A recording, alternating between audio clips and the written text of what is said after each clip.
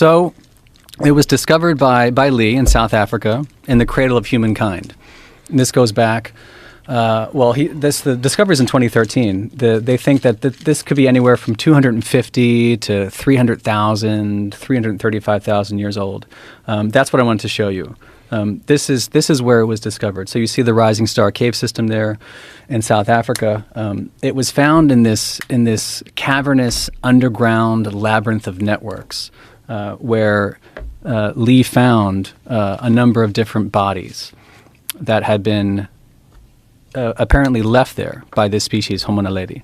And the reason that's interesting is because, again, Homo sapiens, to our knowledge, are the only species to have ever intentionally buried their dead. So you see things like you see grief and mourning practices in the animal. You talked about the animal world, like when they just die, they're left to rot typically. Although you see mourning practices in cetaceans, and you see it in elephants and maybe chimpanzees, but no one buries their dead. So that was the big bright line that no species had ever crossed, seemingly aside from Homo sapiens. Although there's also evidence for Neanderthal burial, which goes back potentially a very long time, like over 400,000 years. There's a site in Spain called Cima de los Huesos. But Neanderthal is very close to us as well. You know, we have Neanderthal DNA like in our own genetic makeup. They're kind of cousins. So that wasn't really too shocking, the fact that there could be Neanderthal burial. But the fact that something that looks like that and is potentially, at least 300,000 years ago, but morphologically it's archaic. Kind of like we were talking about Erectus, like it's really archaic looking Homo naledi. It's short. It's about 4'8" to 5'2". It's slender and skinny, but there are features on it that look, again, like archaic. Like it could be at least 1 million years old, for example, or longer. So it's strange that a being that archaic finds its way into this cave system and deliberately deposits the dead. So that was like a very controversial idea. It was so controversial that like Lee didn't know what the bones were doing there because it just didn't make sense. And by the way, like it's become the richest site for hominid discovery on the continent and maybe anywhere because of the profusion of bones. They found like 1,500 different bones. I think it's close to 2,000 now, which is really, really strange in paleoanthropology. So Lee was digging another site called Gladys Vale, not too far from this, for years.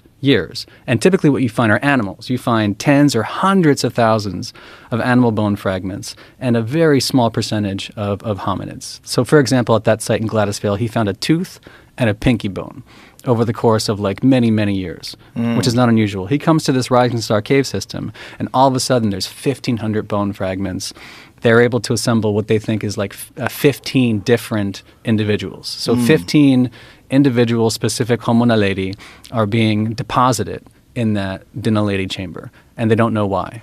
And so they begin to look more into it. I want to show you how difficult it is to get in there, by the way, and why it was so difficult to believe at first. If you look at the cave chamber there, it was just up there before.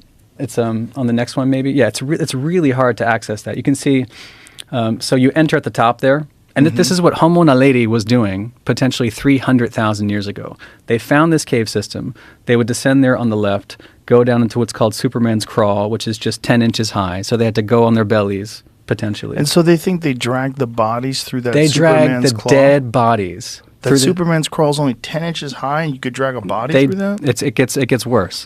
So they not only drug it through that crawl there, they went up Dragon's Back, as you can see there, and then down what's called the chute. You see the yellow arrow at the chute? So the chute goes from the top of Dragon's Back into the Dinaledi chamber. The chute is like 7 or 8 inches wide, 7 or 8 inches, and it goes down like 40 feet from the top of Dragon's Back to Dinaledi. And inside Dinaledi is where they found at least 15 bodies. How did they get a body through 7 inches?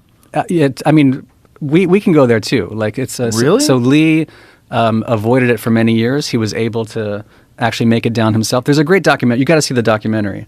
It's on Netflix. It's called Cave of Bones. If you look up unknown Cave of Bones, you'll find an awesome documentary that charts the discovery and what they call the underground astronauts who managed to get their way through Superman's crawl and Dragon's Back and actually managed to get into the Dinaledi chamber. It's like it's so captivating how they discovered and then root through these bones. And so Okay, there's a bunch of bones in there. Right. It's so strange that it doesn't make sense at first. So the working hypotheses are that it was some kind of accident or it was animal predation. Okay, animals killed these Homo naledi and animals drugged them through that chamber complex into Dinaledi. That was one. Or maybe there was a flash flood, or maybe something happened, or like it wasn't like an excursion party gone bad, a bunch of people spelunking and they got trapped in there. But it turns out that's not the case. It's not only not the case, it seems like they were intentionally buried in these holes. And so they found pits which looked like graves. And again, against all expectations, because only sapiens and maybe Neanderthal does this archaic being is deliberately disposing of their dead in ritual fashion inside this chamber, which is super difficult to access in the first place. It would take you like at least 30 or 40 minutes to make your way from the surface. How would I even get in something that's 7 inches wide?